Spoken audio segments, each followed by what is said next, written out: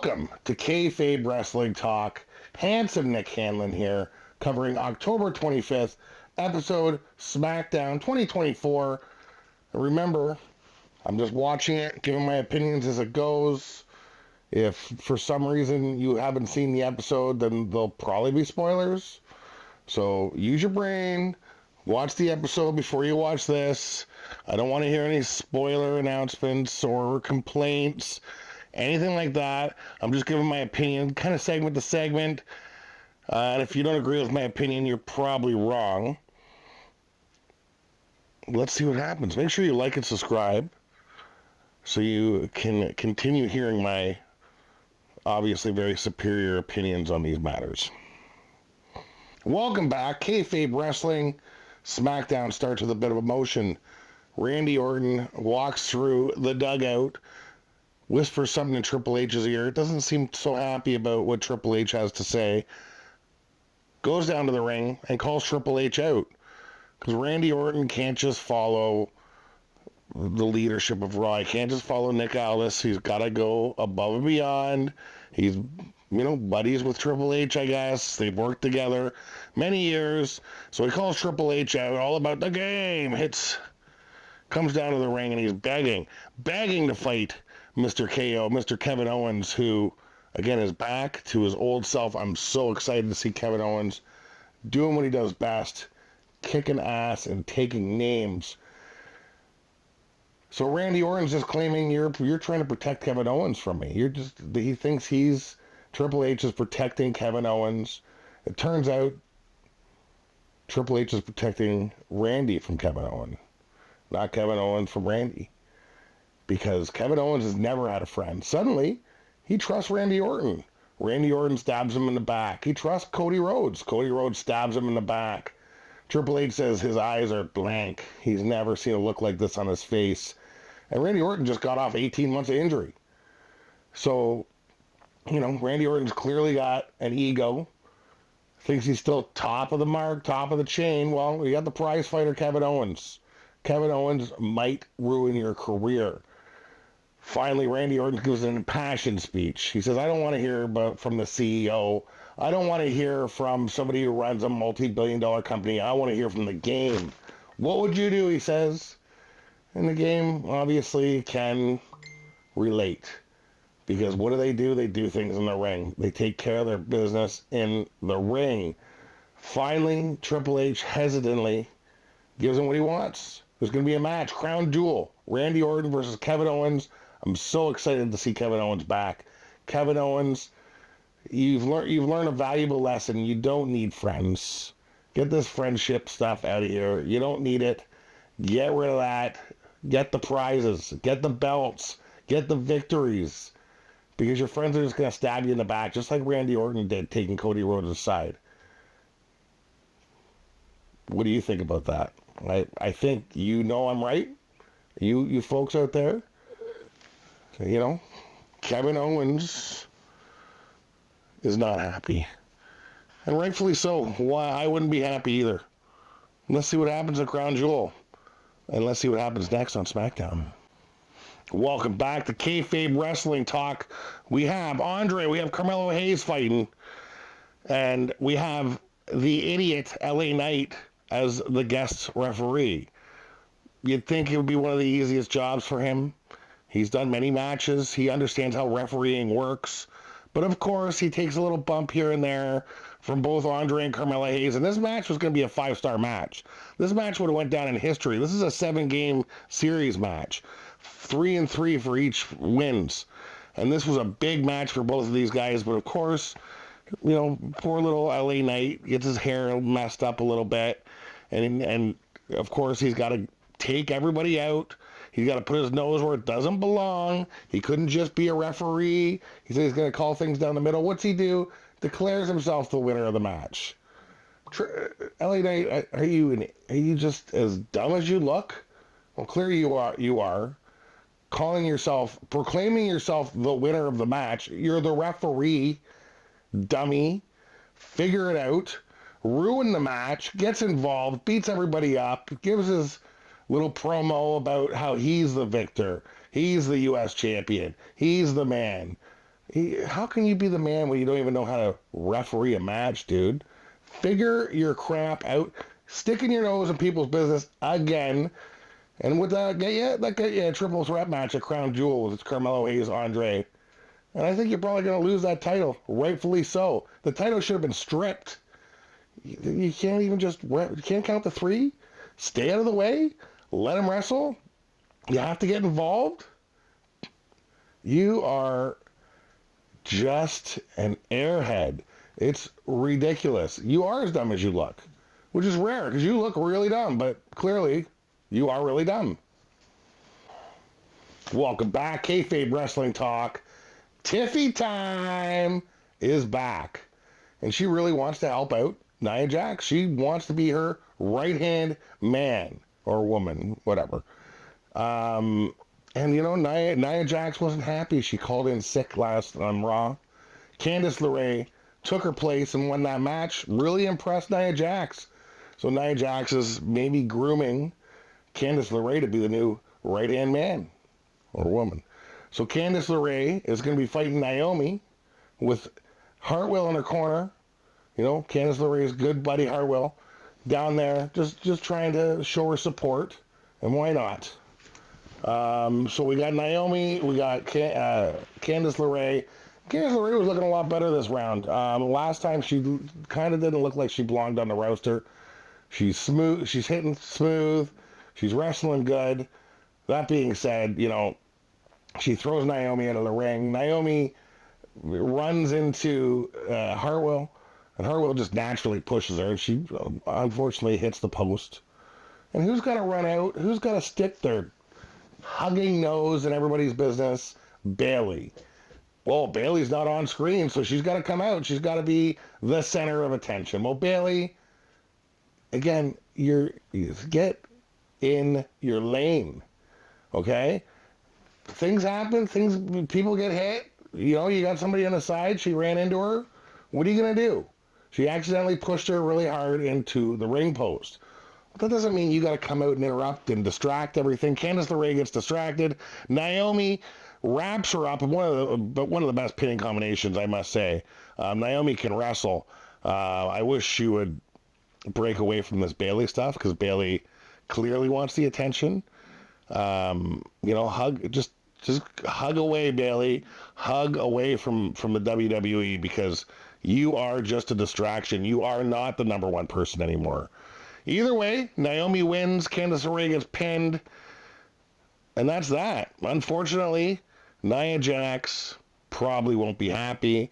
Sounds like Tiffy Time might get that right-hand man back again, but we'll see what happens. Maybe she'll see it my way. Maybe she'll understand, you know, Bayley. It's all Bayley's fault.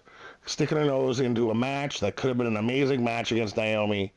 Well, of course, she's got to come down and distract. Bayley, just stay in your lane, dude.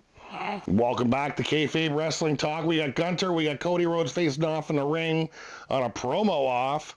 And, you know, Cody Rhodes' first question to Gunter is, why do you think you want to win? Why do you want to win? Why do you want to win that championship?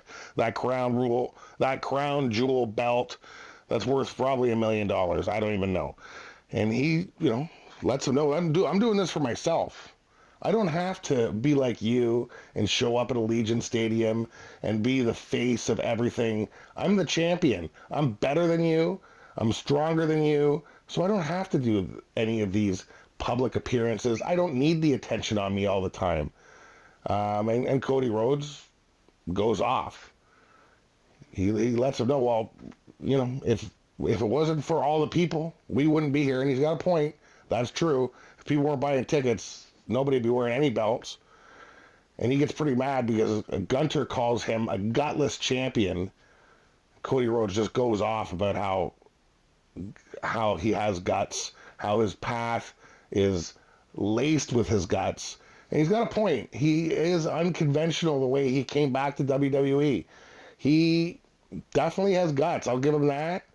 I can't wait till we see the real Cody Rhodes, because this right now isn't the real Cody Rhodes. This is I want to, you know, please everybody Cody Rhodes. Well, Cody Rhodes, you're going to find out pretty quickly. You don't need to please everybody to be successful. I think once he becomes the true Cody Rhodes, he'll be more successful than ever. That being said, Cody Rhodes throws the first punch. Melee breaks out. Gunther's right-hand man comes in, interferes, takes Cody down, and then Randy Orton runs down, saves the day. Again, Mr. Ego, Mr. I gotta be involved. Well, I'm sure Kevin Owens is watching that and seething. More the reason for him to kick his ass at Crown Jewel. Randy, I'd watch your back. Cody, I'd watch your back. You guys have a lot of people gunning for you now. Rightfully so. Like and subscribe. Kayfabe Wrestling Talk. Boom. Welcome back. Kayfabe Wrestling Talk. Main event, we got DIY. We got Ciampa. We got Johnny Gargano versus Motor City Maniacs. Alex Shelley and Chris Sabin. And these guys are only in their second match. And they're already in the finals of Tag Team Champion. Whoever wins this goes against the Tongas. And it gets put right inside of the Bloodline. Well, either way, great match. Back and forth. And you could really see Ciampa's dark side come out. Apparently Gargano was buddies with Alex Shelley. Apparently he mentored him, or Chris Sabin, one of the guys. And, you know, they had a little bit of chain wrestling. They were smiling. They're shaking hands. Well, Ciampa tags himself in and says, we need to act tough here. And you can see his intensity. You can see his rage coming to the boil. I really can't wait till we see the old Ciampa. The NXT Ciampa has the eye of a champion, and he wants to be a champion again. And we got Gargano in there playing around with his buddy, shaking hands. He didn't like it. So you could just see the intensity of Ciampa really picking up. I saw just a glimmer of old Ciampa. These guys have had an identity crisis since they have come in. Either way, Motor City Machine Gun wins the match. Number one contenders, and you can see Ciampa was not happy with this outcome. But they leave, and then what happens? Well, now they're right inside of the Bloodline. Bloodline coming down to the ring. Most dangerous faction in wrestling history was the Tongas with Fatu, with Solo. And they just want to introduce themselves. You know, Nick Aldis comes down. He's like, I'm not going to, everybody's buddies with these machine gun guys, apparently. These machine gun guys are like the next coming of Christ, for crying out loud. It's a little sickening. Either way, the Bloodline, you know, Solo just want to introduce, hi, I'm Solo, I'm your tribal chief, and, you know, they're like, oh, hello, Mr. Tribal Chief, just let us know when you want to wrestle for that belt, because we want to take that belt off you. Well, Solo says, well, let's do it right now. Nick Aldis didn't want that to happen because they weren't 100%, obviously. They just went through a grueling match with DIY. I would watch that match. That was a really great match.